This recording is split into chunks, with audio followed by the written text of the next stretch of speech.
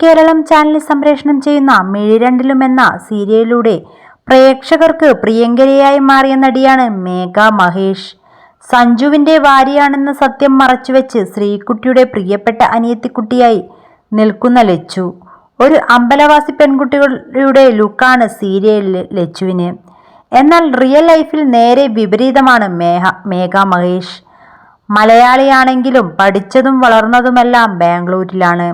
മലയാളം അത്ര വഴങ്ങില്ല എന്നും ഒരിക്കൽ നടി തുറന്നു പറഞ്ഞിട്ടുണ്ട്. കഴിഞ്ഞ ദിവസമായിരുന്നു മേഘയുടെ ജന്മദിനം. 19 വയസ്സിലേക്ക് കടന്ന സന്തോഷം പങ്കുവച്ചതിനോടൊപ്പം ആശംസ അറിയിച്ചവർക്ക് നന്ദി അറിയിക്കാനും നടി മറന്നില്ല.